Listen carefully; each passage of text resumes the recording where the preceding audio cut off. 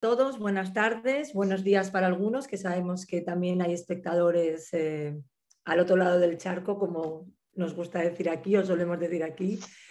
Bienvenidos en nombre de la Fundación ALPE. Para los que no me conozcáis, yo soy Susana Noval, soy la coordinadora de la Fundación, pero con nosotros también está Carmen Alonso, que no quiere aparecer aquí en la ventanita, pero bueno, como todos conocéis, ella es la directora de la Fundación. Estefanía González, que es la directora y encargada de proyectos, y Sonia Sestelo, que es la encargada de todo el tema administrativo. Bienvenidos en nombre de toda la Fundación, evidentemente de nuestro patronato, que evidentemente es el soporte, ¿no?, principal, y es el que gracias a ellos podemos seguir trabajando y dando todo el servicio que intentamos dar habitualmente, ¿no? Esta es una nueva charla dentro del ciclo de Expertos, Ventanas ALPE. Sabéis que es un ciclo que empezó el año pasado con este confinamiento, con nuestras ventanas ALPE a nivel nacional y a nivel muy cercano, y sí que en este 2021 hemos decidido intentar darle todavía una dimensión mayor, ¿no? ¿Por qué? Bueno, pues porque las ADE, para los que no estéis un poco identificados con este acrónimo, cuando hablamos de ADE hablamos de acondroplasia y otras displasias esqueléticas que causan enanismo, para no dejarnos a ninguna y además para evitar siempre esa connotación peyorativa que a veces vemos, escuchamos y algunos usan cuando se combinan los términos enanismo, displasias, discapacidad, esquelético, en fin. No es oficial, pero sí oficioso, llevamos utilizándolo casi más de un año y creemos que es positivo y estamos viendo resultados positivos. No nos dejamos a nadie, abarcamos todas las displasias que causan enanismo y nos evitamos ¿no?, esos tonos peyorativos. Entonces, ¿qué pasa? Que las ADE están consideradas dentro de lo que son las enfermedades raras o poco frecuentes, como nos gusta a nosotros llamarlas. ¿Qué conlleva eso muchas veces? Poca información, a veces poco estudio sobre ellas y a veces lo que hay es poco accesible, ¿no? Entonces, pues nosotros nos hemos propuesto intentar hacer una buena divulgación del conocimiento que hay, también, bueno, incentivar ¿no?, y exigir un poco más de estudios sobre ellas y también, divulgar y trabajar sobre las buenas prácticas y sobre el manejo, ¿no?, de lo que son las displasias esqueléticas. Intentar hacerlo llegar a todo el mundo, personas afectadas, sus familias y profesionales que habitualmente también trabajan con ellos y que o bien tienen poca información o bien poco acceso a ello. Entonces, esos son un poco los objetivos principales de este proyecto AD Expertos, y en el que nos hemos propuesto intentar abarcar también desde el punto de vista del que trabaja la Fundación, que es desde un punto de vista integral, ¿no?, desde una perspectiva integral de la persona. Entonces, abarcar los temas clínicos, abarcar los temas de investigación, abarcar los temas educativos, los de derechos humanos y derechos sociales, intentar darle ese enfoque global, desde la perspectiva global de la persona, que creemos que siempre es la mejor manera de hacer un buen manejo y un buen trabajo. En este caso, y hoy nos acompaña la doctora Mervi Cerú. Ella es anestesista pediátrica en el Hospital DuPont de Delaware. Está dentro también del grupo de William Mackenzie, que también nos acompañará la semana que viene. Y nosotras tuvimos el gusto, el honor y el lujo, hay que decirlo así con todas las palabras, de conocerla en el 2018 en nuestro Congreso Internacional aquí en Gijón, en el que fue invitada también para hablar sobre el tema en el que ella es más experta, que es en el tema de la anestesia y las displasias esqueléticas. Y evidentemente, pues aparte de la exposición magistral que dio en su momento, lo que también nos encantó fue esa cercanía, ese cariño, ese trabajo durante todos los días del Congreso con las familias, no solo con su momento de exposición, sino el compartir todos los días, toda la vida que se vive, ¿no?, durante estos 3 días de Congreso, todas las dudas que le surgían a las familias, todas las cuestiones que le surgían a otros profesionales. Pues ella estuvo muy atenta, muy cariñosa, muy cercana y de hecho pasó a formar parte de este equipo tan amplio que intentamos hacer en la Fundación de asesoramiento, ¿no? Continuo. Cuando llega algún problema, alguna cuestión por parte de familias o por parte de profesionales relativo, en este caso a la anestesia, intentamos derivarlo a ella y ella siempre está ahí. Tengo que decirlo, entonces aprovechamos este momento para darte las gracias públicamente por tenerte siempre, no hoy solo aquí, sino siempre tan cerca de la Fundación, tan cerca de las familias y tan cerca de todos los profesionales en todas las partes del mundo que te necesitan. Así que, bueno, sin más, te doy paso, como protagonista que eres, te doy las gracias públicamente de nuevo y estamos encantadas de tenerte aquí, aunque sea a través de esta pantalla, y de tenerte siempre, de sentirte sobre todo siempre tan cerca en nuestro equipo de colaboración y de asesoramiento de la Fundación. Antes de que empiece a hablar la doctora, solamente una cuestión. Si a lo largo de su exposición tenéis alguna duda, hay una opción que es preguntas y respuestas, podéis dejarlo ahí, ¿vale? O en el chat o ahí, pero bueno, aquí queda todo bastante ordenado para que la doctora pueda resolverlas y incluso si alguna quedase pendiente se la enviaríamos por email y ella nos la responde, bien ahora o bien porque os surjan las dudas después, ¿no? Porque muchas veces recibimos la información y cuando la procesamos es cuando a veces surgen dudas. Bueno, pues también podéis hacérnoslas llegar a nuestro email de la Fundación, que lo voy a dejar ahora en el chat por si alguien no lo tiene, y también se las podemos hacer llegar a la doctora posteriormente. Así que yo creo que sin más, doctora, pues cuando quiera estamos encantadas de volver a escucharla y de volver a verla.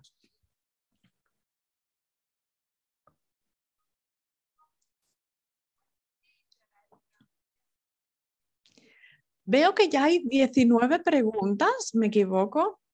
No, yo ¿Significa creo que ha algo que habido haya un estas error. 19? Creo que ha habido un error, pues alguien se ha confundido y no sé qué ha hecho porque es lo mismo.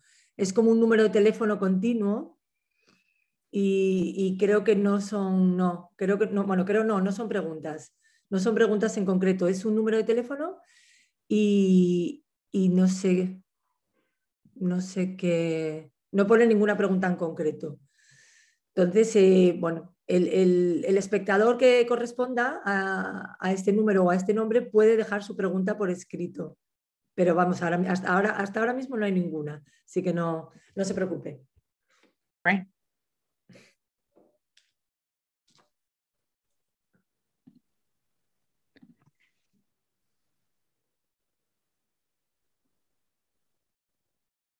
¿Se ve mi pantalla? ¿La estoy compartiendo?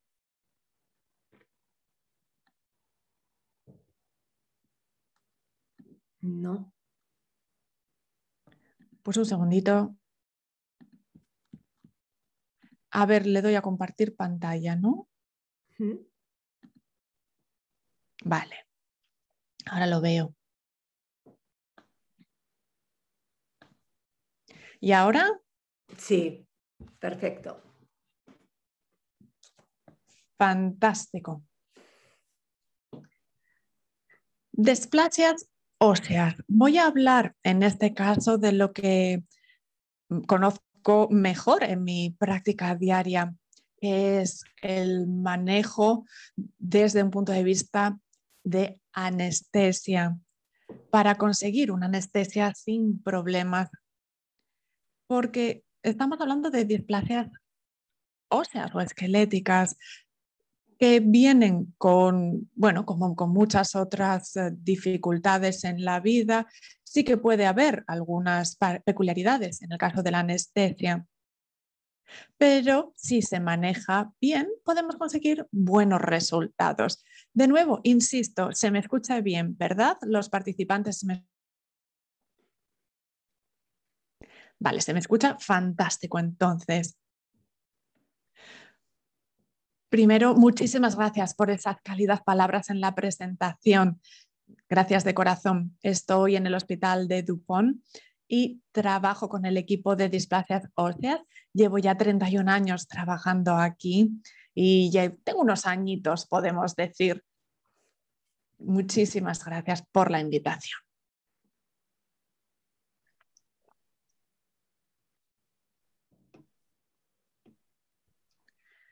En todas las charlas tenemos la declaración de conflictos de interés, En nuestro caso no tenemos ningún tipo de relación con organizaciones que haya que declarar, que nos den ningún tipo de dinero, financiación. No tenemos acciones en empresas con conflictos de interés. No hay ningún tipo de relación económica con ninguna empresa que tenga que ver con displasias óseas. Y esto estoy obligada a decirlo en todas las presentaciones. Sí que he bailado con muchos en la reunión de Gijón, en España, cuando estuve. Y ahí tenemos algunas de las fotos de este encuentro en la clínica y luego en la sidrería, donde nos lo pasamos fantástico. Y está de nuevo esta foto en la visita clínica. Y este es el conflicto de interés. Todo lo que tengo que decir, que me lo pasé genial, es lo único que tengo que declarar por hoy. Los objetivos de hoy, insisto, sería como conseguir anestesia segura de los pacientes con displasia ósea, para que sepamos cómo defendernos como pacientes, para que sepan ustedes qué preguntar al anestesista si lo llegan a necesitar. En los Estados Unidos se les llama anestesiólogos más que anestesistas, porque sé que hay diferencia respecto a Europa, que suele ser anestesista. Significa lo mismo anestesiólogo que anestesista, pero bueno, es curioso. Hay distintos tipos de displasia ósea, pero sobre todo voy a centrarme en la charla de hoy en acondroplasia y todas las dificultades que puede conllevar esta displasia en concreto. Y sobre todo quiero acabar brevemente hablando de morquio, que es una enfermedad que al mismo tiempo presenta características muy concretas, y sé que tenéis algunos pacientes de morquio. Si no me equivoco, he tenido 2 o 3 consultas de morquio.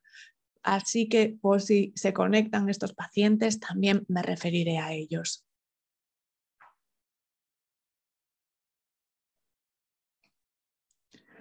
Los riesgos de la anestesia, los pacientes solo se lo plantean en caso de cirugía, pero en su vida diaria pues no se plantean qué riesgos puede tener una anestesia, se centran más en otras cuestiones. Pero ¿qué pasa si hay estenosis de canal, lumbar, o si hay problemas respiratorios en los que se necesite CPAP, etcétera? Esto es su vida diaria, pero el riesgo de la anestesia, y tiene sentido, es algo que no se calcula o que no se plantean a diario, solo y únicamente cuando ven que va a haber una intervención quirúrgica. Tiene sentido. Pero es importante también estar preparados y saber cómo tener una anestesia segura. He revisado la página web de ALPE la semana pasada y ahí tienen muy buena información sobre los problemas generales a los que se enfrentan los pacientes con acondroplasia. Sin embargo, no hay demasiada información sobre la anestesia y esto es habitual. Muchos de los sitios web dedicados a las displasias óseas a menudo no incluyen excesiva información sobre el tema de la anestesia. Por eso estamos hoy aquí, por eso estoy hoy aquí, para ayudar con cualquier pregunta que pudieran tener en relación con la anestesia y estaré encantada de responder. La bibliografía existe, no es mucha, pero existe, y es bibliografía sobre las vías respiratorias en anestesia. Poquita, pero ahí está. La gente con corta estatura tienen también pulmones pequeños. Directamente, este artículo habla de pulmones. Es importante, cierto, pero lo más importante son las vías respiratorias. Son las que pueden causar problemas para nuestros pacientes, porque a nuestros pacientes, si tienen problemas, también tenemos problemas nosotros, ¿verdad? Porque nuestro objetivo en la vida es garantizar una anestesia segura para los pacientes.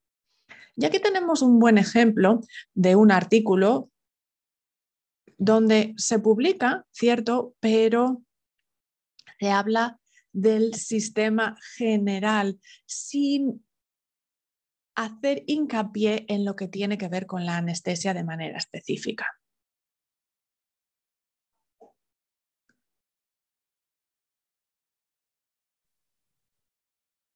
¿Y qué encontramos sobre todo en el aparato respiratorio superior o alto y que son importantes para nosotros?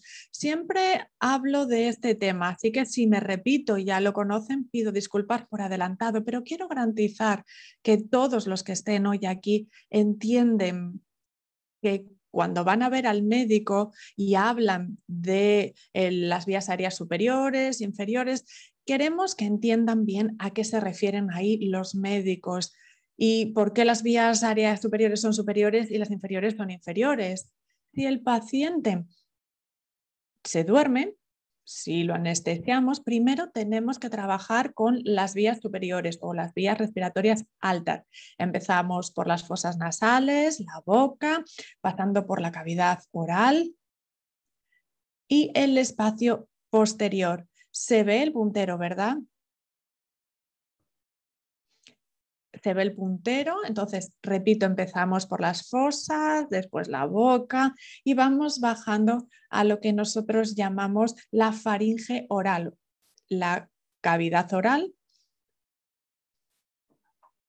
y luego las cuerdas hasta llegar al comienzo de la laringe. Estas serían vías aéreas superiores hasta la lengua. La lengua puede ser un problema, no tanto porque sea parte del sistema respiratorio, del aparato respiratorio, sino porque suele obstruirlo. Por eso la lengua es importante y en muchas displasias, sobre todo las displasias óseas, la lengua en relación con el tamaño de la boca suele ser mayor de lo habitual, con lo cual al estar engrosada suele estar ahí ocupando gran parte de la boca, con lo que no permite que llegue mucho aire, mucho gas limpio a las vías aéreas. Y luego tenemos la epiglotis, que está señalada aquí, esta estructura que protege las vías aéreas para que no haya aspiración, porque la epiglotis se cerraría. Esta es la epiglotis, una estructura muy pequeña que forma parte de las vías altas. Y luego tenemos las cuerdas al comienzo, las cuerdas vocales al comienzo de la tráquea. A continuación tenemos las vías aéreas inferiores o bajas. Ahí tenemos tráquea y bronquios. Aquí tenemos el comienzo de la tráquea hasta aquí. Y se separa después en bronquios altos o superiores a la derecha y a la izquierda. A la derecha se alimenta a el pulmón derecho y con la izquierda el pulmón izquierdo. Lo que hacemos es respirar y así entra el aire en los pulmones. Si se obstruye cualquier punto de este aparato, de este sistema, como cabe esperar, tendremos problemas. Esa sería la anatomía básica que tenemos.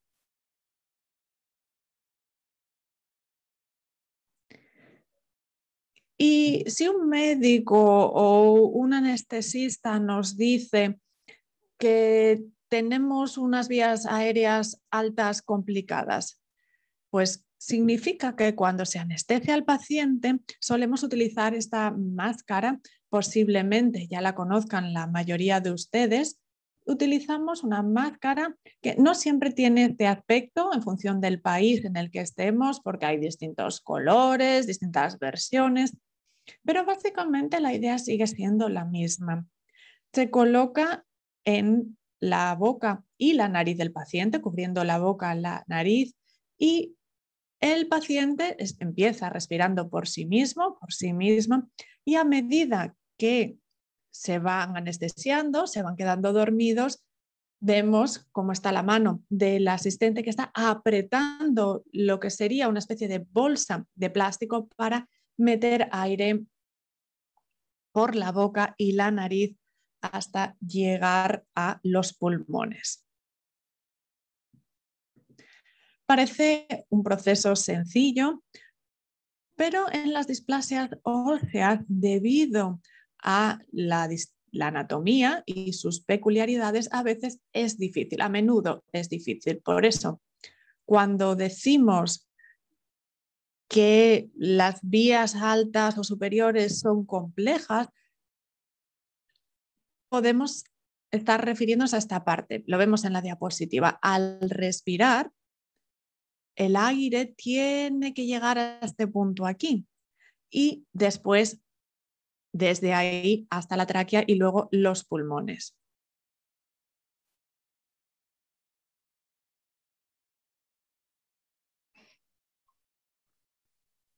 Esta es la fase de inducción de la anestesia, es la primera fase de la anestesia y en eso consiste precisamente.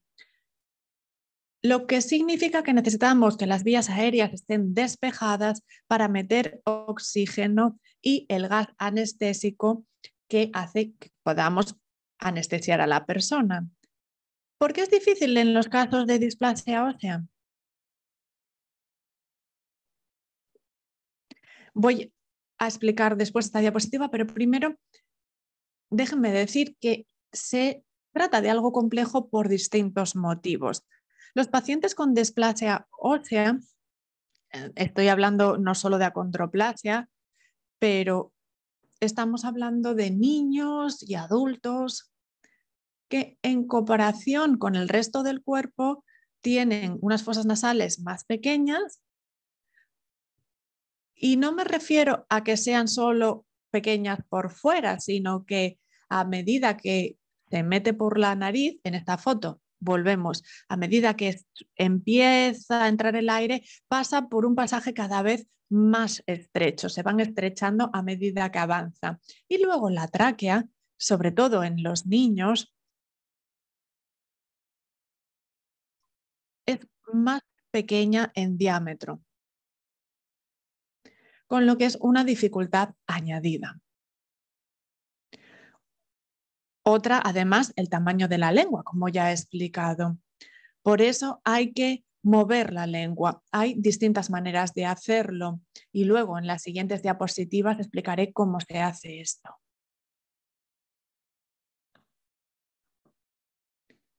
A todo esto hay que sumar otras dificultades porque los pacientes van a pasar por distintas fases de manejo y tratamiento. Si tenemos a un paciente que tenga cirugía cervical y se artrodesa, se fusiona, después tengo unas diapositivas también que lo ilustran, dificulta la situación. Aquí tenemos, por ejemplo, un caso de un paciente que es difícil de intubar, varón de 42 años, al que se le iba a hacer cirugía por cataratas. Afortunadamente, a estas alturas ya no hay que anestesiar con anestesia general para las cataratas, puede ser local y no hace falta anestesia general, pero esto ya fue hace unos años. El cuello de este paciente, como vemos, tiene una anatomía anómala. El tubo hay que meterlo por aquí, pero vemos como las vértebras están impactadas y crean una cifosis muy agravada, muy marcada. Y vemos cómo la columna está curvada justo aquí, curvada hacia adelante. Y esto hace que haya una deformidad muy marcada de la tráquea. Nos encontramos pacientes, sobre todo a medida que van haciéndose mayores, en los que la columna se deforma en distintas posturas o con distintas curvas. Pero, ¿cuál es la dificultad con este paciente? Pues La cuestión con este paciente es que el anestesista no fue el mismo en las dos intervenciones. Esta vez, el anestesista no conocía nada de la zona y pensó que estaría bien aplicar la anestesia general. Y al final es cuando se encuentra que las vías aéreas son complejas. Lo que necesitamos es continuidad de tratamiento. ¿Qué significa continuidad de tratamiento? Que la información se comunica entre los profesionales sanitarios de manera correcta. No solo eso, es más, si fuese el mismo equipo, la misma persona el que anestesia al paciente, ya conocerán todo lo necesario para abordar una vía aérea como esta. A menudo, yo diría casi siempre, eso es lo único que hace falta, que sea el mismo equipo. Por eso es fundamental que como pacientes estén preparados, investiguen y se aseguren de que el anestesista que le va a tratar, el anestesista que estará con usted, conozca cuáles son sus especificidades. Le tienen que pedir que tengan la información de anestesias previas y esto va a hacer que la anestesia sea mucho más segura para ustedes como pacientes. No teníamos la historia previa de este paciente, no sabíamos nada de la anestesia. Esto no es una excusa, no saber no es una excusa, porque en la mayoría de los países, aunque no sea una historia electrónica, sigue siendo posible conseguir información de los pacientes.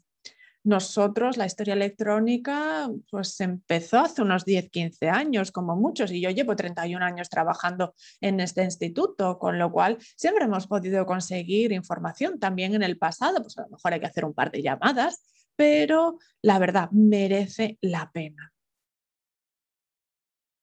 Si hubieran obtenido la información, habrían sabido, pues, que había habido dificultad ya en el pasado con la intubación de este paciente y en última instancia tuvieron que hacer una intubación nasal a ciegas, ese es el nombre que recibe, no es algo que se suele hacer y pues tuvieron suerte, funcionó, pero insisto, no es aconsejable y puede tener efectos traumáticos en el paciente.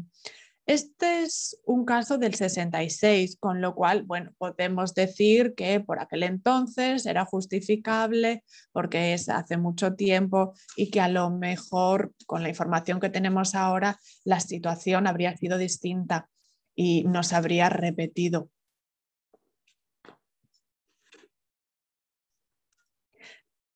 Paso a esta otra foto de uno de nuestros pacientes.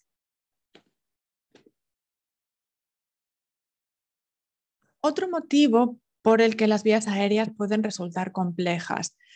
Aquí vemos la artrodesis de la zona cervical, vemos cómo está instrumentada la zona y es un paciente que no puede mover cabeza y cuello, no tiene flexión, lo que significa que no puede mover la cabeza para adelante ni prácticamente tampoco para atrás, lo que llamamos extensión. Estos movimientos no son posibles con este paciente, lo cual también nos dificulta abrir la boca y colocar la intubación, incluso con la ventilación con máscara que he mostrado. A ver, lo vuelvo a mostrar, ¿eh? Esta parte de aquí es difícil porque hay que subir la cara y la mandíbula del paciente a una postura que no es posible con un paciente como este. A ver, este de aquí.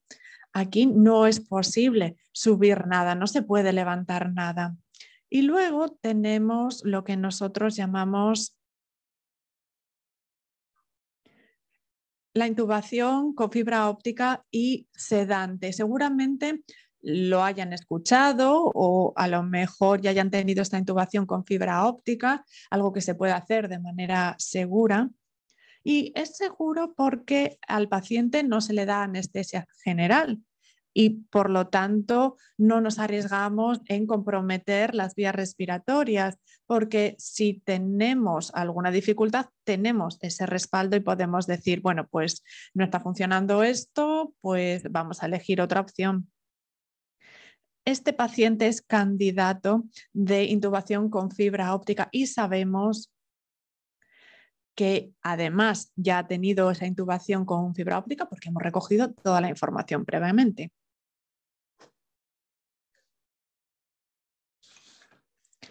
Esto ya lo he hablado, la abertura de la boca, las fosas nasales, pero quisiera añadir que están, por ejemplo, las enfermedades de almacenamiento lisosómico, por ejemplo, la mucopolisacaridosis.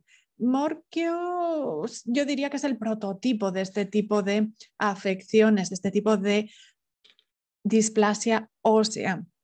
Suelen necesitar estos pacientes más intervenciones quirúrgicas en comparación con otros tipos de displasias MPS. MPS significa mucopolisacaridosis.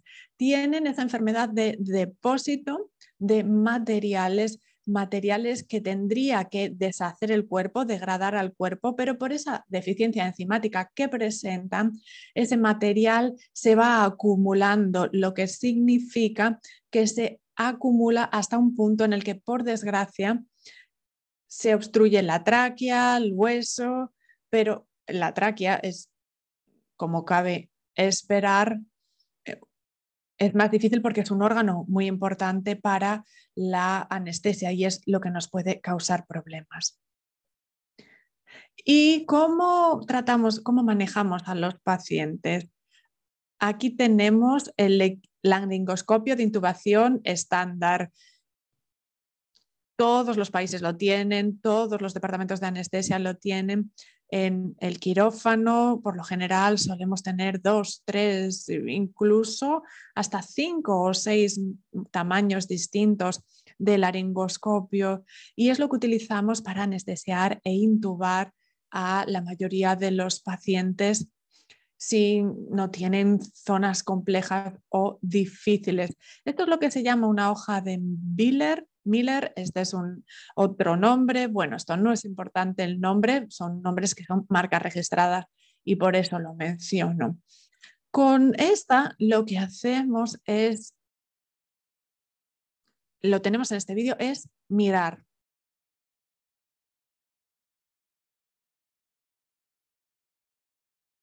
A ver. Siguiente. Lo que podemos es mirar directamente en la boca del paciente. Ahí vemos, vuelvo a mostrarlo, ¿de acuerdo? Y como la boca está totalmente abierta y el cuello está bien estirado, no tenemos ningún problema a la hora de realizar este procedimiento. En realidad parece más fácil de lo que es, ¿eh? Lleva su complejidad. Es un vídeo muy cortito, lo vuelvo a poner varias veces para que lo puedan ver bien. Entra y va todo bien. Pero si tenemos a pacientes con algún tipo de complejidad, y aquí tenemos el ejemplo típico de paciente acondroplásico y su intubación, aquí lo vemos en pantalla, y en estos casos necesitamos este instrumento en concreto. Esta parte en concreto no va a funcionar, no nos funciona con estos pacientes. En parte, como decía, porque la lengua está engrosada, hay que sacarla, ocupa demasiado espacio y también porque el movimiento de cuello y cabeza está limitado respecto a lo que nosotros necesitamos. En estos casos apostamos por este otro dispositivo y de nuevo, todos los departamentos de anestesia en casi todos los países del mundo tienen este dispositivo en concreto que es un videolaringoscopio. Hay distintas empresas que los fabrican, distintas marcas. Nosotros utilizamos GlideScope, pero también tenemos EMAC, que es una marca de Storz. Este en concreto es un GlideScope. Lo que hacemos primero es sacar la lengua, la agarramos con la gasa, el paciente está dormido, no nota nada y colocamos la hoja por detrás de la lengua. Necesito hacer bastante espacio justo aquí para poder meterlo y por eso estoy sujetando la lengua. Tengo un vídeo, pero en cualquiera de los casos intubamos a través de las cuerdas vocales, eso se puede ver. Y aquí tenemos un vídeo.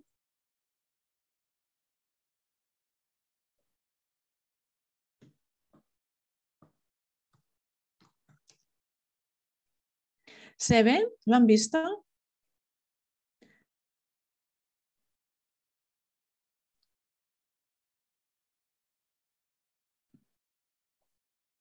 No, este vídeo no aparece, Mary.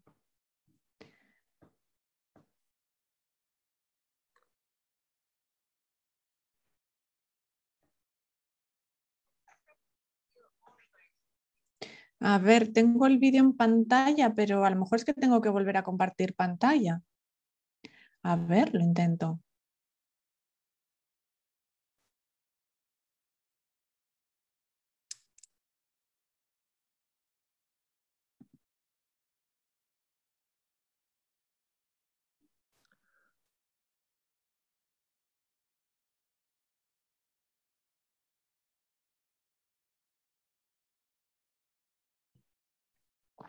No, seguimos sin verlo. Ya, lo siento.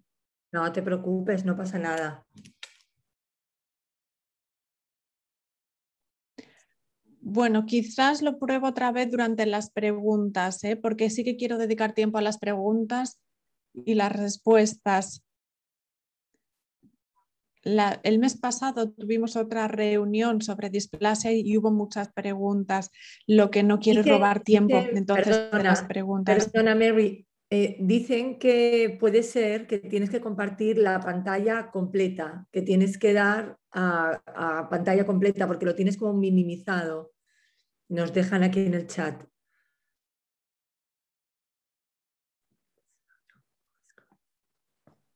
De acuerdo. Darle a maximizar, quizás pantalla completa.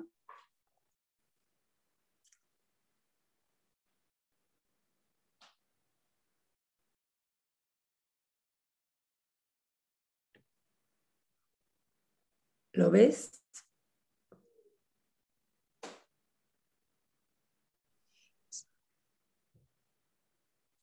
Compartir. No, primero maximizar, tener la pantalla completa porque la tienes como minimizada. Darle abajo a pantalla completa de presentación de PowerPoint.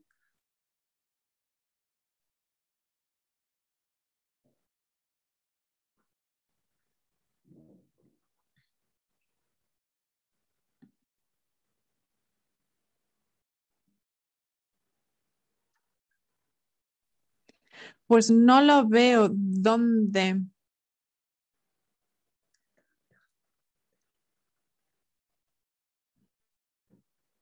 Pues no.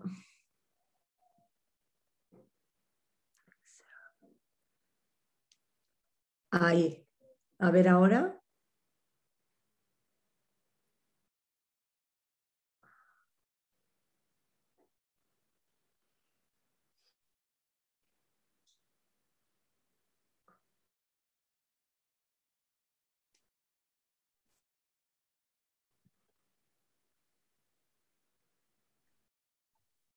No, no me deja poner el Bueno, vídeo desde aquí.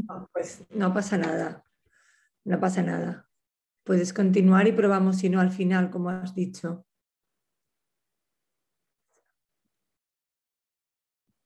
De acuerdo.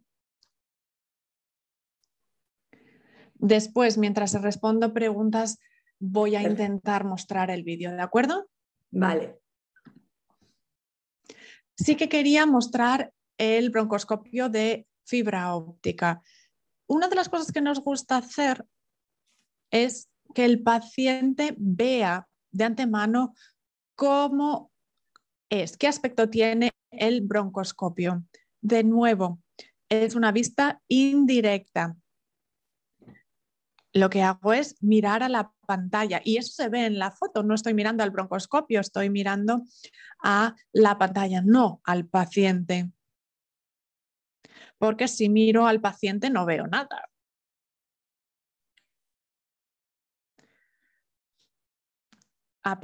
Hay una cámara de vídeo al final del broncoscopio que me muestra lo que yo quiero en pantalla. El de fibra óptica es un poco más avanzado que el laringoscopio o el videolaringoscopio que les mostraba, por lo que en este caso necesitamos conocimientos adicionales. Estaría bien que los pacientes se aseguren de que el anestesista sabe utilizar este dispositivo. Es otra pregunta que quizás deberían hacerle, sobre todo si saben que tienen unas vías respiratorias complejas.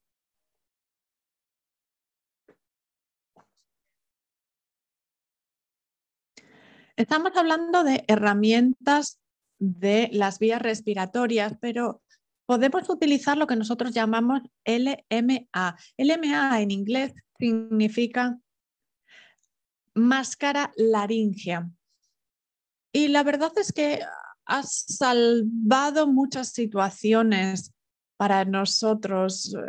Hace 20, 25 años que se introdujo en el mercado y poco a poco ha ido mejorando este dispositivo.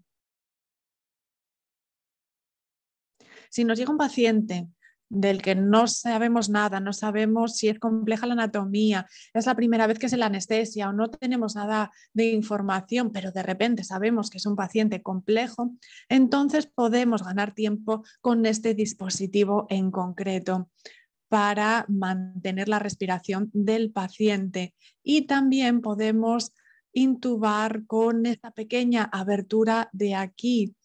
Esta parte de la mascarilla se coloca detrás de la tráquea y nos permite meter el tubo para respirar por aquí y pasarlo por aquí hasta la tráquea. Y es una manera muy bonita, muy buena de conseguir ese manejo de las vías respiratorias, la mascarilla laringea, quizás menos conocida de lo que debiera ser este dispositivo. ¿No? Es de ese tipo de dispositivos que necesitamos que más gente lo conozca, pero hace falta tiempo para que lo conozcan. Es más fácil que la intubación con fibra óptica. Por eso merece la pena no perder de vista este dispositivo. Y se puede utilizar en esos pacientes que tienen suficiente apertura de la boca. La boca abre lo suficiente.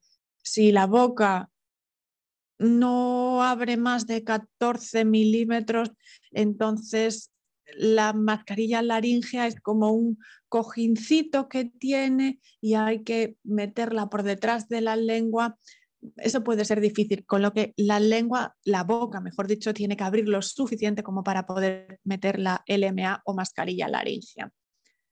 Quiero hablar de otras cuestiones de anestesia, no quiero centrarme única y exclusivamente en vías respiratorias, porque también hay otras cosas a las que hemos de prestar atención.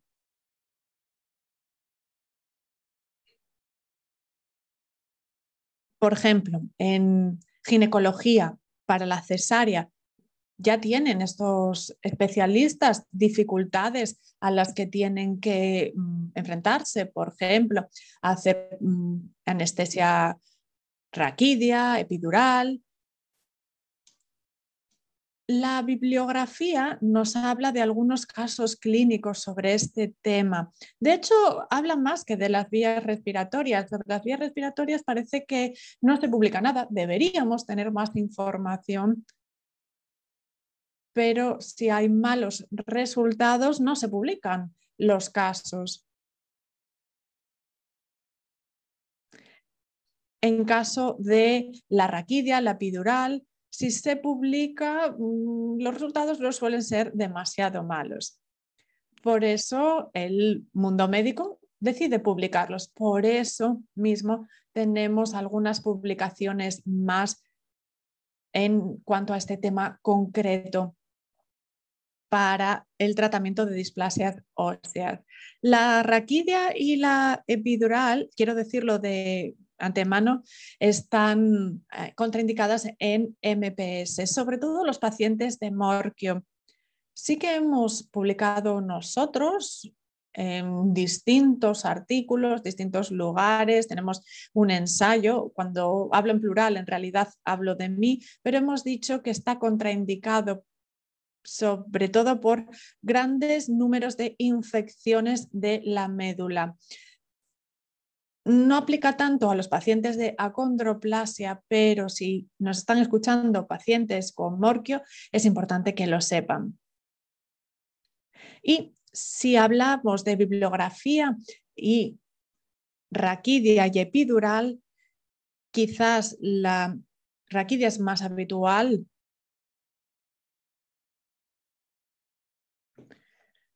pero en algunos pacientes no conseguimos buenos resultados y todavía no tenemos claro por qué es así. Puede que si se trata de una cesárea, el embarazo estreche aún más el canal medular. Eso significa que hay menos líquido cefalorraquídeo fluyendo y necesitamos que salga el líquido cefalorraquídeo por la jeringuilla para asegurarnos de que hemos aplicado bien la anestesia y a veces no sale nada de líquido. Si esto pasa, entonces hay que dejar de lado este tipo de anestesia porque si no, no vamos a conseguir el éxito de la anestesia, no podríamos tener la cesárea y por lo tanto habría que pasar a anestesia general. Hay otra cuestión que quiero mencionar también para pacientes embarazadas, que es más difícil encontrar ese espacio raquídeo. En la actualidad, en estos últimos años, sí que se utiliza el ecógrafo, porque esto no causa ningún tipo de radiación a los pacientes. No se puede utilizar radiografía porque esto sí que radiaría tanto a la paciente como al bebé. Por eso se utiliza la ecografía y esto resulta muy útil.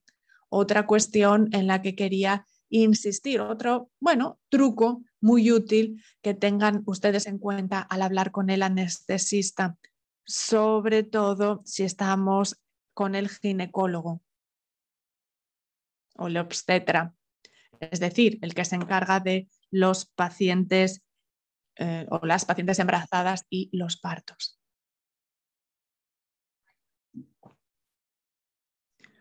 Me he encontrado pacientes que han tenido 3 niños, el primero con raquidia sin problemas y la segunda raquidia no ha funcionado. Y para el tercer bebé, en este caso estoy pensando ahora en una paciente en concreto y se la evaluó para ver si íbamos a hacer raquidia o epidural y lo que se hace es raquidia con ecografía en el tercer caso, porque si esto no funciona, se pasa a anestesia general. A veces tenemos lo que se llama combinada, raquidia epidural. Sí que hay un caso que nosotros conozcamos, pero posiblemente no sería algo necesario. Y me atrevería a decir que es quizás demasiado para una cesárea. La raquidia, si funciona, que es más fácil, pues no necesitamos la epidural.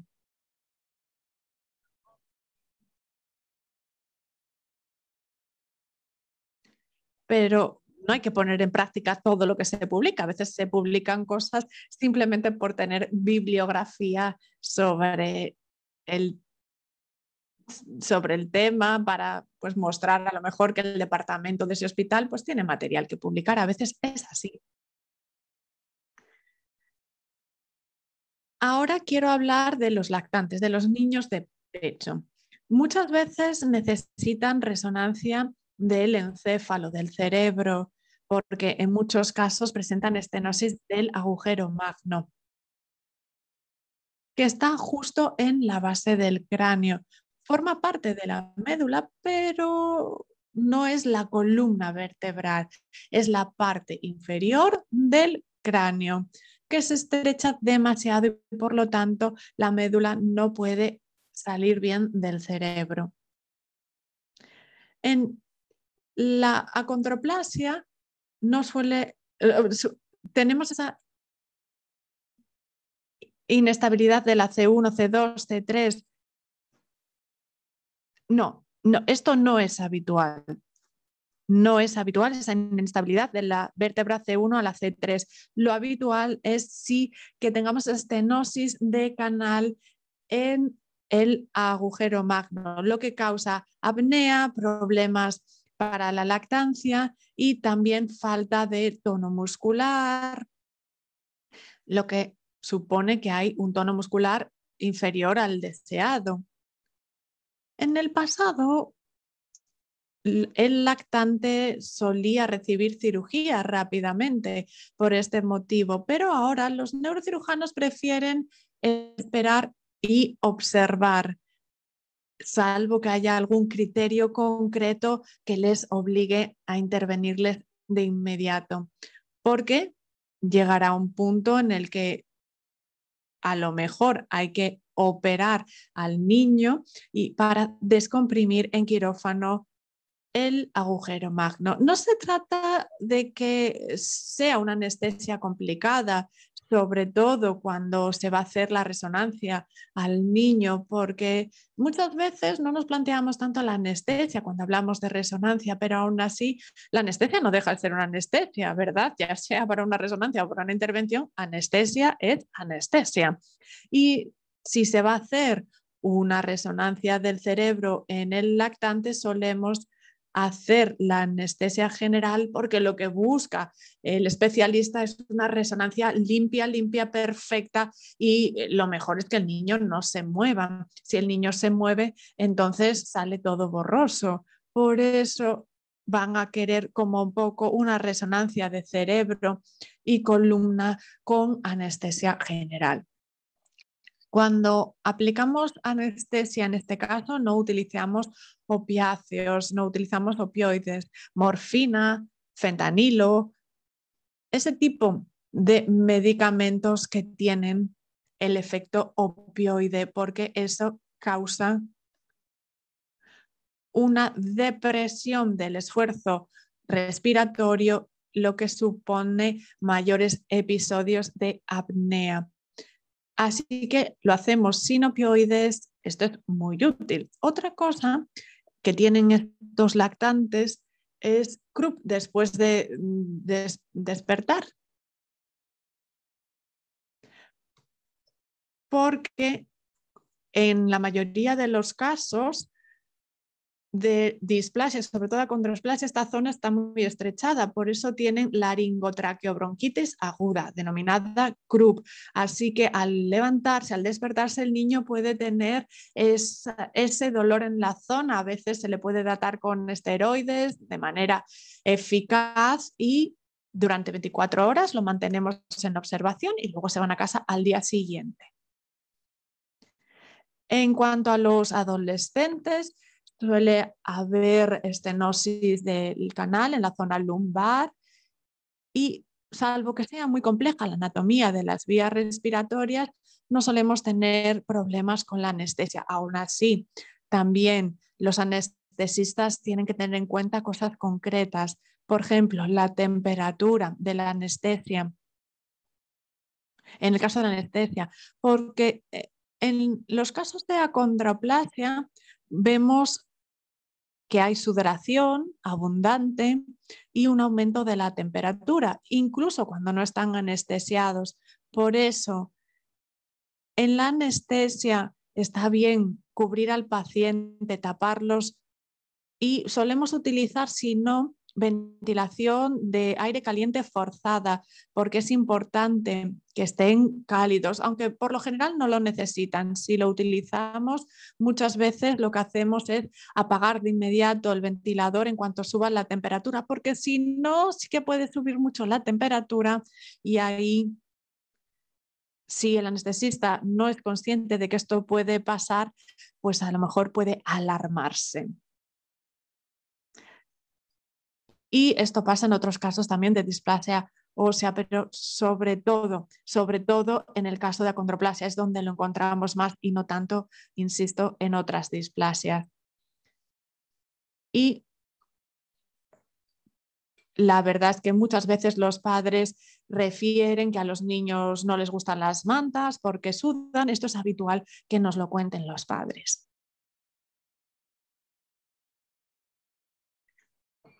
Y para terminar, quiero referirme brevemente a la tráquea en los pacientes de Morquio. Este es un hallazgo bastante reciente. Lo averiguamos en 2015, a principios de 2015, cuando llegó un paciente con obstrucción. Antes de esto, sí veíamos obstrucción en los pacientes, pero no sabíamos a qué se debía. En ese momento, en 2015, nos dimos cuenta de lo que estaba pasando. Aquí tenemos distintas tráqueas, distintos pacientes, pero en todos los casos nos encontramos un estrechamiento llamativo de la tráquea. Algunos de estos pacientes habían necesitado intervención quirúrgica para solucionarlo. Esto no es habitual en los pacientes con acondroplasia. Y si se produce, es muy poco habitual y suele haber otro motivo. No se debe al mismo motivo que en los pacientes de Morquio, por lo que no nos suele preocupar con acondroplasia, pero quiero explicar esto porque es un mensaje que queremos llegar al resto del mundo, queremos que todo el mundo lo sepa. Nos llegan muchas preguntas de muchísimos países, con lo que siempre que tengo la oportunidad de hablar con pacientes o especialistas, lo menciono. Estoy intentando cerrar un poco la presentación para que sepan ustedes qué pueden hacer los pacientes.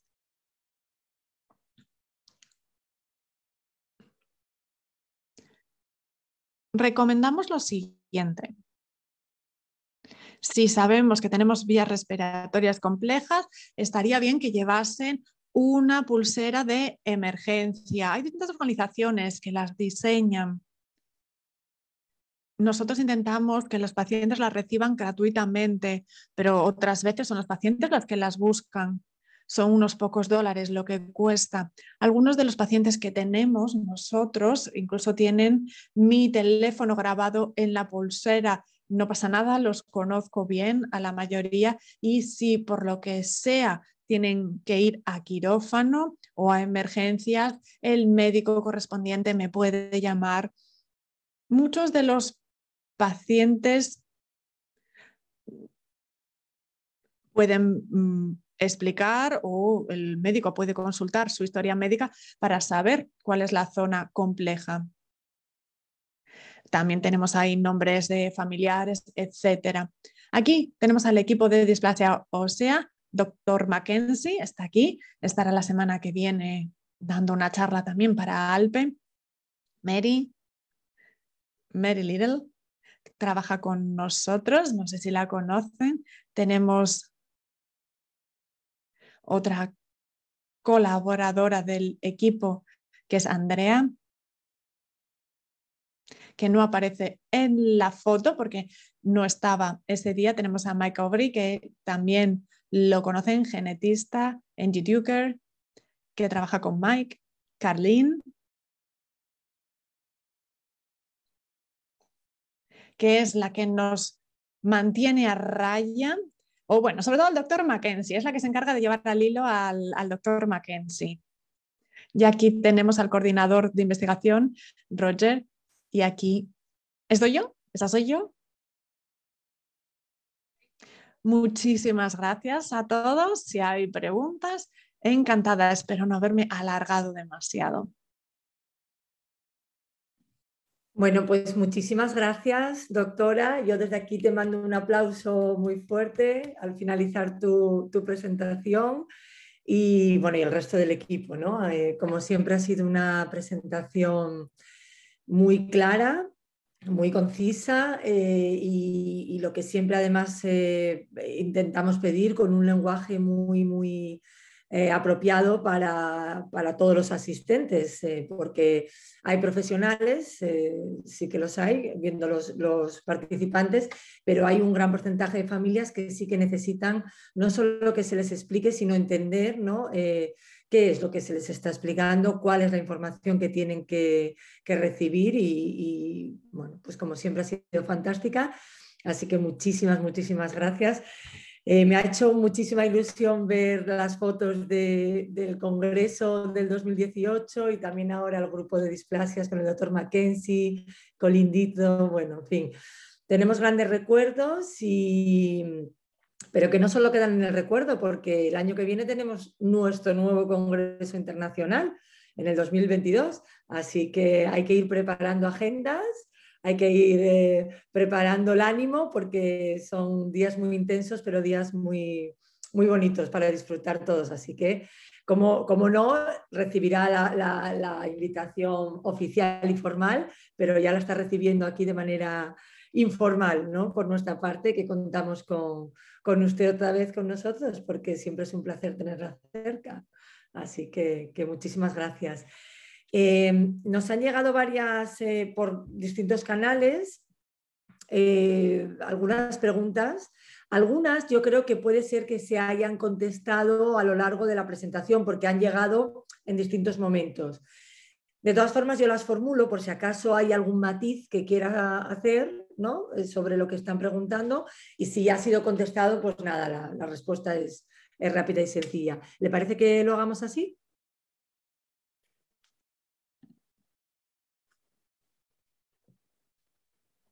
Sí, por supuesto. Muy bien. Estaba echando un vistazo al chat yo misma. Algunas están en español, muchas, entonces las decimos así y la traductora se las puede pasar al inglés directamente, porque en el chat a lo mejor no entiende todas. Y hay varios chats por los que llegan, entonces, bueno, a ver si no se nos queda ninguna. Bueno, una de ellas es qué tipo de anestesia se recomienda en bebés con acondoplasia cuando se tiene que hacer una resonancia, que creo que sí que lo ha dicho al final.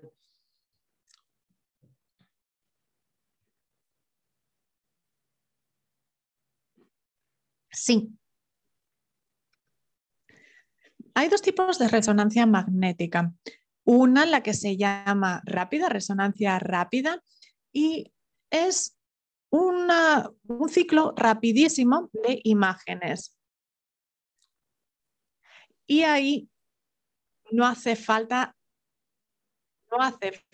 anestesiar al bebé, no hace falta anestesiar al niño, es la única ventaja de la rápida, pero a menudo no es lo bastante buena como para poder ver bien las estructuras que necesitan ver los médicos claramente para ver si el paciente, es decir, el bebé, necesita la intervención quirúrgica o no. Vale. Sobre todo si estamos hablando de un niño muy pequeño, a veces hacemos la versión rápida, la resonancia rápida, pero a menudo el neurocirujano nos dice, no puedo tener un diagnóstico con esto, con lo que necesito una resonancia completa. Y en ese caso, el niño, el bebé, va a necesitar anestesia general. Por lo general, además necesitará el tubo de respiración. No siempre, no siempre. Si el bebé es más bien un niño, y cuando digo niño, pues es un lactante de, no sé, 6 meses, un lactante de 6 meses, y no ronca demasiado cuando duerme, pues en esos casos podríamos prescindir del tubo de respiración, pero siempre es más seguro ponerlo porque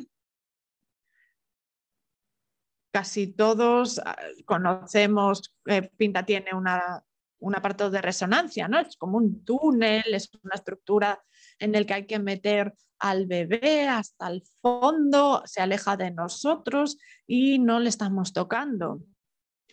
Si pasa cualquier cosa, Tardamos unos minutos en conseguir sacar al niño y volver a tenerlo con nosotros. Ese es el principal problema, diría yo, con las resonancias, porque por lo demás, la resonancia, ¿no?, se puede hacer pues en entorno operatorio y lo hacemos con el tubo, sin tubo respiratorio, por si no se va a intubar al niño, pero el niño tiene que estar quieto, no se va a hacer nada doloroso al niño.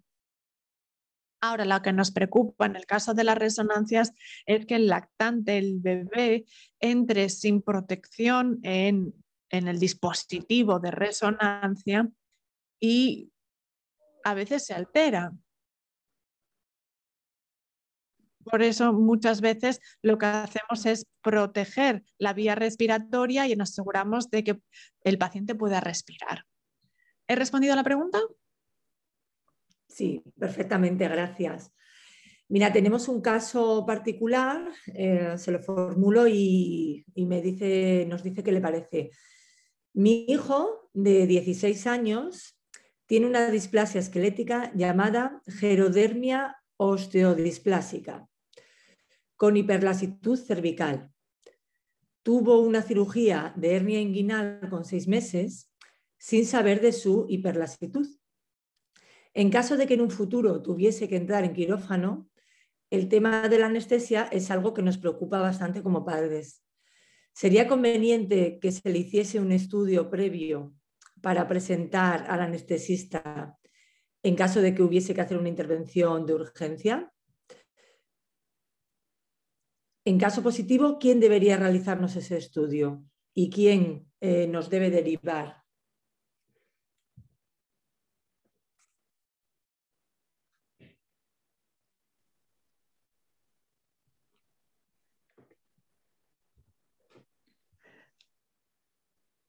Se me ha entrecortado internet. Vamos a repetir entonces la interpretación.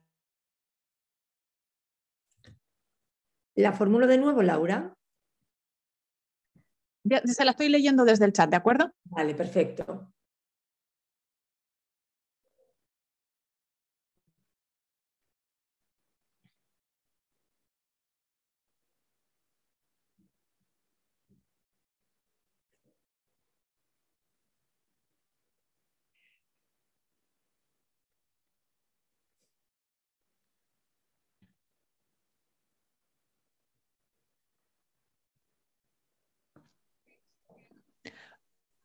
¿Y ahora quién se encargaría de él? ¿A quién le está revisando? ¿Quién le atiende a este paciente? De manera habitual, ¿qué médico le atiende?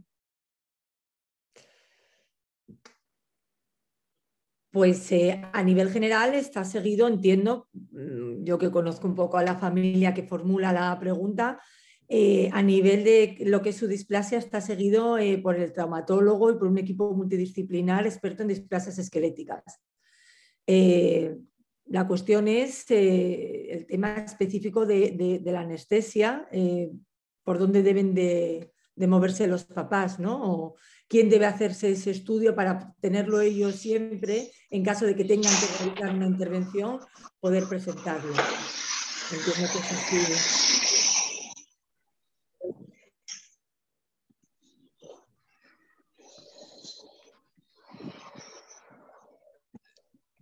Bueno, pues no es que sea difícil responder a esta pregunta, porque esto nos lo encontramos bastante a menudo. Cuando el traumatólogo, hablamos de traumatólogo, está en el hospital, ¿verdad? Y por lo tanto hay anestesistas también, ¿no? Pues tendrían que interactuar el trauma y el anestesista. Pues la resonancia, a veces hacemos un TAC, que también es más fácil, y será el traumatólogo el que establezca qué nivel de laxitud hay, hasta dónde sí, hasta dónde no, y si esa laxitud está empeorando o empeora con determinados movimientos. Para anestesiar tenemos que mover cabeza y cuello hacia atrás, no tanto para adelante, no tanto para abajo. Con lo que ese movimiento hacia atrás es lo que se llama extensión y son ellos los que nos pueden dar esa información con claridad. Nos dirían si empeora la laxitud o si sigue igual en el movimiento de extensión de cabeza y cuello. Y esta es la información que necesita el anestesista en este caso. ¿He respondido a la pregunta? Entiendo que sí. De todas formas, como ahora mismo no pueden interactuar de forma directa todos los espectadores, bueno, saben que cualquier duda que les haya surgido nos pueden mandar un email al correo de la Fundación y nosotros te lo hacemos llegar a ti por si acaso quedase algún matiz sin contestar. ¿De acuerdo? Hay otra pregunta. Por supuesto, bueno, por supuesto. hay otra pregunta de otra experta a nivel internacional en displasias esqueléticas, como es la doctora Virginia Fano, de Argentina, del Hospital Garrahan, que también la tendremos en breve por aquí, en cuanto la podamos engañar, entre comillas, para que nos dé otra de sus charlas. Pero ella formula una pregunta que es... tienen un paciente de 6 meses con acondroplasia y estrechez de tráquea, si das alguna recomendación.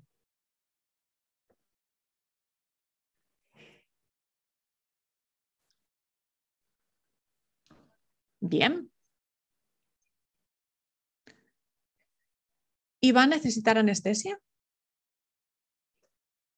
Virginia, O... sí.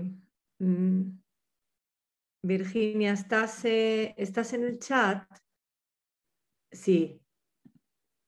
Sí. Dice que va a necesitar anestesia.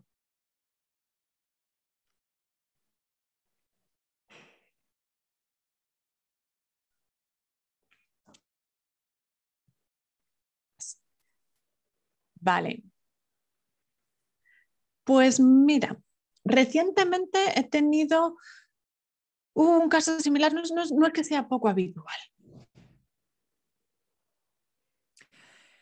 Y requeriría resonancia también, apunta la doctora.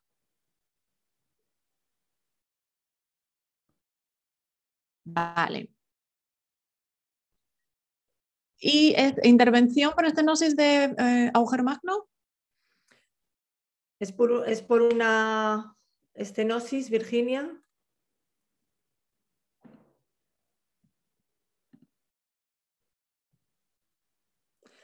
No saben, de momento van a hacerle la resonancia, entiendo que dependiendo del resultado de la resonancia será valorado estudiar la intervención. Entonces me imagino que la recomendación va orientada a la anestesia para la resonancia. ¿Es así? No, mistaken. Vale, vale. Bueno, si no dice que te consultarán privado, no pasa nada. Pero entiendo que sí, que es con respecto a la resonancia. Pero tiene estrechez de tráquea, entonces ese es el matiz, entiendo yo. No es poco habitual. De hecho, a medida que el niño crece, la tráquea mejorará. Pero con 6 mesecitos a veces no se consigue meter un tubo de respiración de un tamaño adecuado. Si el anestesista no puede pasar como poco uno de 3.0, 3.0, salvo que sea una verdadera urgencia, sí que recomendamos que el procedimiento se posponga un par de meses más para ver si ya en ese punto el niño acepta o se puede meter un tubo de respiración 3.0. Si no, si hay que bajar a un 2,5 como tubo de respiración es diminuto, es que es diminuto. Es lo que nosotros llamamos un tubo de 2,5, pues lo que llamamos para casos de vías inestables, una vía que pues no nos gusta. No queremos mandar a un niño a la resonancia con un tubo de este tipo. Ahora, si es una urgencia, pues hombre, habrá que hacer todo lo que esté en nuestra mano y pues habrá que hacerlo, por supuesto. ¿He respondido a la pregunta? Pues sí, sí, sí. Nos contesta la doctora Fano que sí, que le darán la recomendación al anestesista. Gracias. Hay otros papás que preguntan, ¿la intubación con Y puedo fibro...? hablar también con el anestesista si lo quieren. Si esto les Vale, resulta útil, puedo estar yo en contacto con el anestesista. Un perfecto, correo, sin genial. problema, un correo es Perfecto, muy pues sencillo. le daremos, que me imagino que lo tendrá, pero le daremos, si no, tu correo a la doctora Virginia Fano, que seguro que también lo tiene, y en privado sí que podéis, eso puede ser interesante, que puedas hablar directamente con el anestesista si lo requieren desde el hospital. Bien, hay otra pregunta que pone que la intubación con fibroconscopio puede causar broncoespasmos de alguna manera, porque el paciente haga algún movimiento al no estar totalmente dormido, o si no se le ha anestesiado la boca ni la lengua, o por alguna otra razón.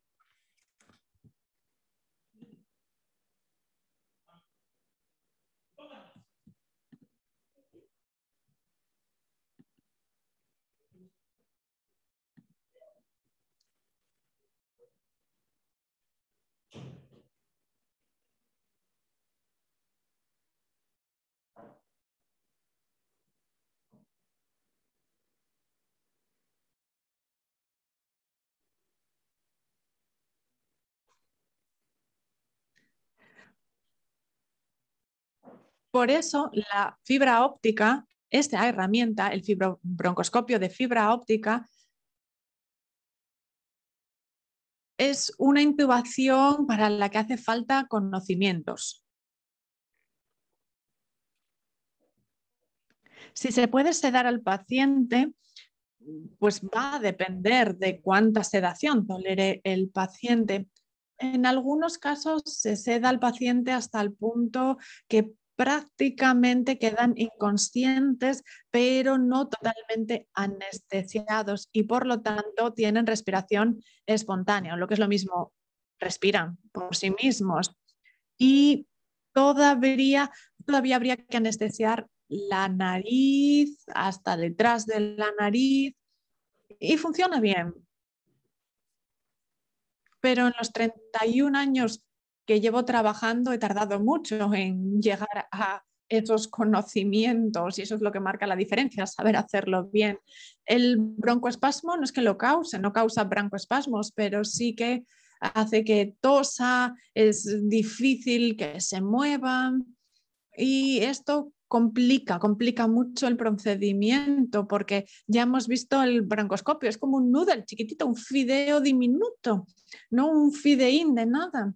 Pero al final tenemos una cámara de vídeo, un objetivo y si se mueve el paciente, pues no vamos a conseguir ver lo que queríamos ver. Al final lo que va a mostrar es, no sé, pues los dientes o parte de la boca, que no es lo que estamos buscando. Lo que buscamos es la vía respiratoria. Yo creo Sí. que es la técnica más avanzada, pero necesitan conocimientos. Hay otra pregunta que nos llega por otro chat que habla sobre si la obesidad puede influir de manera evidentemente negativa a la hora de anestesiar, de la anestesia.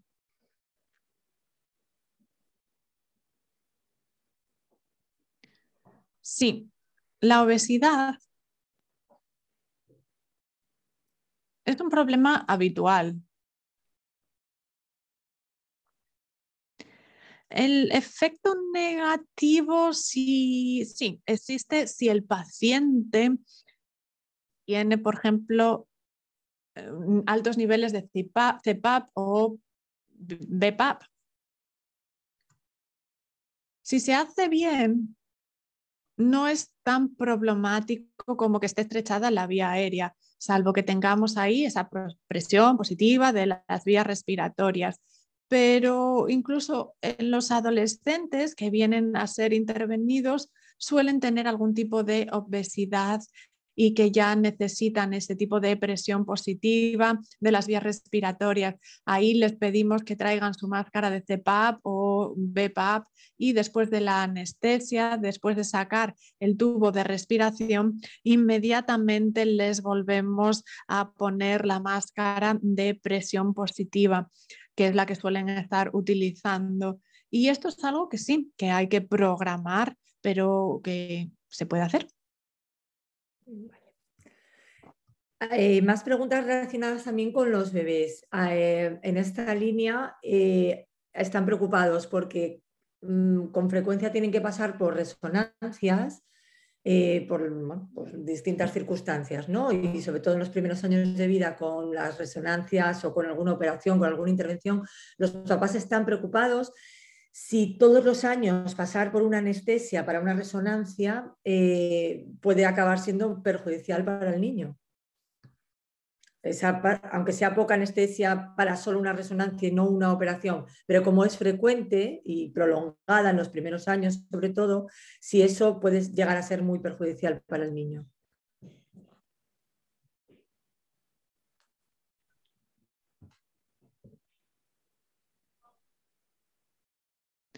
Posiblemente conozcan la nueva información que conocemos de neurotoxicidad de algunas anestesias. Insisto en que sería solo para bebés de menos de 1 o 2 años a los que se han anestesiado en múltiples ocasiones.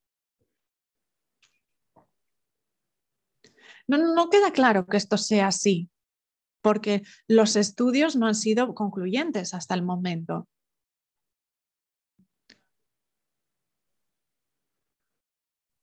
Lo que ocurre es que la población estudiada son prematuros, que no presenta displasia ósea, sino que nacen antes de llegar a término, son prematuros y necesitan varias intervenciones. Pero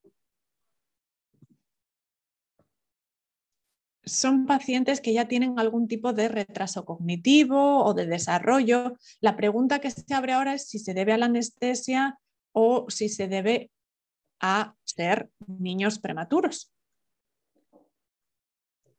Y cuando hablamos de varias anestesias, estaríamos hablando de como pocos 7 anestesias distintas en los primeros 2 años de vida. Esto es muchísima anestesia, muchísimas intervenciones. También tenemos una anestesia no neurotóxica que utilizamos en la medida de lo posible para anestesiar a bebés o lactantes acondroplásicos.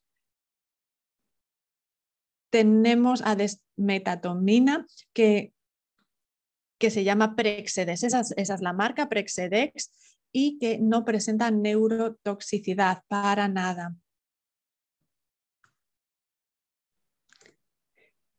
Y si no se puede utilizar Precedex para todo, utilizamos un poco de Prexedex, hidrocloruro de dexmedetomidina. Y lo que vamos haciendo es intercalar con otros anestésicos en la medida de lo posible, con ese Precedex, para minimizar en la medida de lo posible esa posible neurotoxicidad. Pero seguimos anestesiando a los bebés porque muchos bebés con o sin displasia ósea precisan intervenciones quirúrgicas.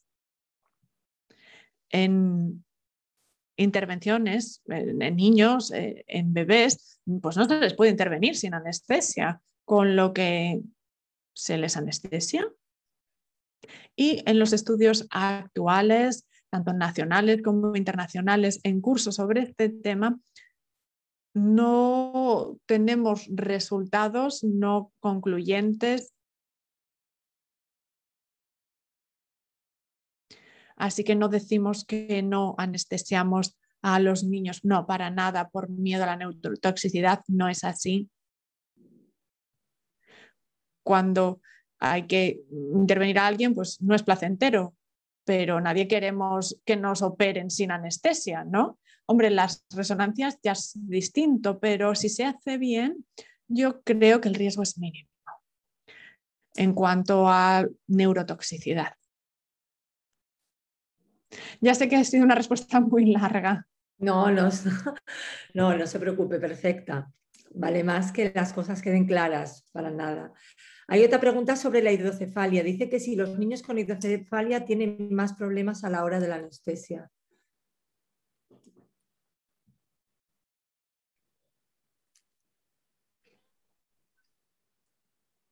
La hidrocefalia, si es de tal envergadura que se haya que hacer un shunt, una derivación, sí que hay quizás una predisposición. He hablado de opioides, ¿verdad? Opiáceos, ¿lo recuerdan en la presentación? Es una clase de medicamentos con morfina, por ejemplo. Los bebés, los lactantes que presentan hidrocefalia, sí que pueden tener una mayor predisposición a esa depresión o fallo respiratorio por los opioides. Por eso habría que tener cuidado. Un poquito de cuidado. No es tan terrible. Hay muchos pacientes, sobre todo con parálisis cerebral, donde pues no hay displasia ósea, pero que sí presentan hidrocefalia y que tienen un tipo de hidrocefalia distinta, y ahí sí que hay más probabilidades de depresión respiratoria cuando se utilizan los opioides. En el caso de la acondroplasia no vemos que se agrave tanto. Gracias. Quedan algunas, yo no sé, tampoco queríamos robarle mucho más tiempo. Yo quizás hacerlo una más y el resto enviársela si quiere por email, o tampoco queríamos abusar mucho más de, ¿no?, de su generosidad.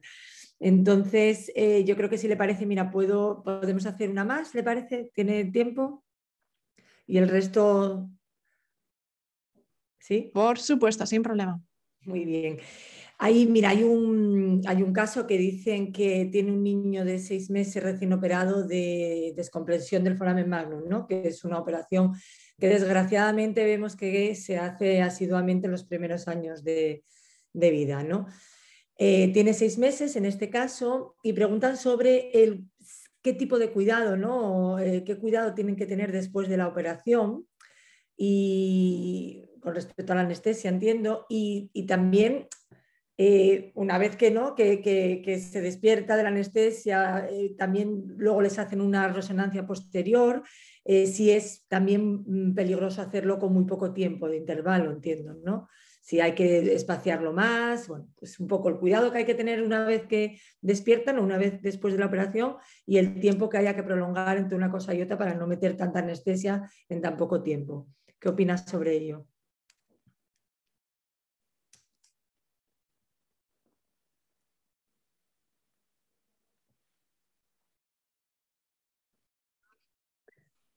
Los lactantes, después de descompresión del agujero magno, lleva, pues, no sé, 2, 3 horas más o menos de anestesia en quirófano, y tampoco es que sea doloroso.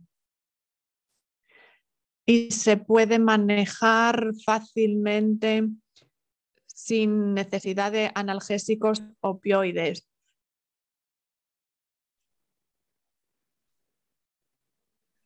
Sí que pasan por la UCI porque se opera cerca del cerebro, eso es verdad, pero por lo general ya pasado un día pasan a planta, salen de la UCI pasado un día. Y una resonancia justo después, Pues no, no creo que lo hagamos aquí, no, salvo que haya habido algún problema o que el neurocirujano esté preocupado por lo que sea en concreto. Sí que puedo hablar con el neurocirujano si lo prefieren, que es el que se encarga de tratar a los niños acondroplásicos para la decompresión de foramen magno, de agujero magno, a ver qué nos dice, porque no es mi especialidad, tengo que decirlo, pero si el bebé, si el niño necesita hacer resonancia a la semana o dentro de una semana, o menos, pues si nos preocupa, pues no sé, no creo que sea más peligroso para nada. Hombre, unos pocos días después de la primera anestesia, porque el tubo de respiración sí que se utilizó esa primera vez y hay que volver a meterlo. Y tenemos ese CRUP, no esa tos cuando tenemos irritación en la zona, pues a lo mejor sí, eso sería más habitual, por eso lo trataríamos rápido, incluso antes de meter el tubo, porque cabe esperar que el niño tenga esa laringotraqueobronquitis, ese tipo de respiración. Por eso merece la pena anticiparse, adelantarse, ¿no? Y estar preparados. Muy bien, pues con esto damos por finalizado ya, bueno, pues volver a agradecerle, doctora, todo su tiempo, toda su dedicación y toda su cercanía y cariño, como siempre. Si le parece, las preguntas que nos han quedado por diversos chats se las podemos hacer llegar por email y usted, pues, tranquilamente, pues las contesta cuando pueda y nosotras se las hacemos llegar a las familias como siempre, ¿no? Estamos encantadas de haber pasado este tiempo con usted, más informada si cabe, ¿no? Y con un poquito más de luz, ¿no? Sobre todas las cuestiones y dudas que nos surgen habitualmente y que también nos llegan a la Fundación.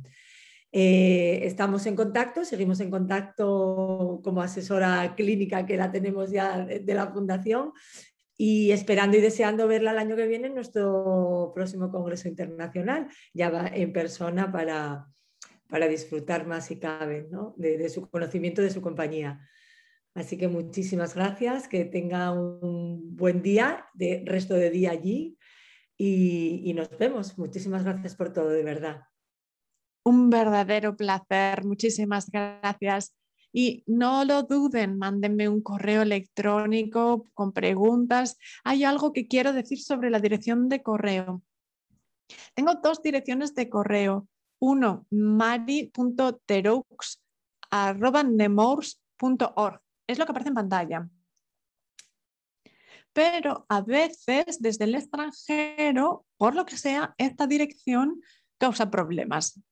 Y Fanny lo que Alpe tiene de dirección de correo va a funcionar mejor. Voy a ver si mteraux@nemours.org. En vez de mari. Es mteraux@nemours.org. ¿Necesitan que lo corrija en la diapositiva? No, ¿Que vamos a ponga el correo? ponerlo. Mira, yo creo que podemos ponerlo. Yo la tengo aquí, la voy a escribir en el chat, ¿de acuerdo? Mira. Ay, pues fantástico.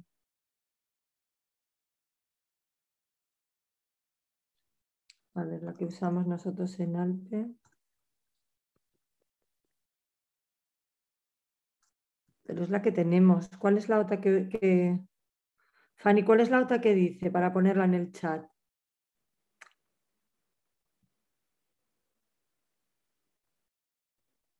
mari.cerous@neumos.org. A ver cuál tenemos.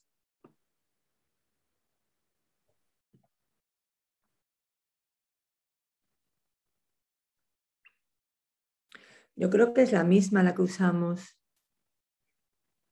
Y nos va bien. Sí, La que nosotros tenemos es la de la diapositiva. Ah, sí. sí, es la que tenemos nosotros, la de la Pues la diapositiva. cambio. Bueno, de momento nos va bien, pero bueno, yo he dejado en el chat el correo de la fundación por si, bueno, por si alguien no lo tiene para que nos haga llegar las cuestiones y nosotros te las enviamos, Mary. Si no está dando problemas, pues fantástico. No. Muchísimas gracias. Pues muy bien, despedimos esta charla, despedimos esta comunicación y nada, deseamos veros la semana que viene junto con el doctor Mackenzie y de todas formas os enviamos toda la información vía email, a través de nuestras redes sociales, ya sabéis que os lo hacemos llegar de diversas maneras para que estéis informados. Muchísimas gracias a todos, un beso muy grande.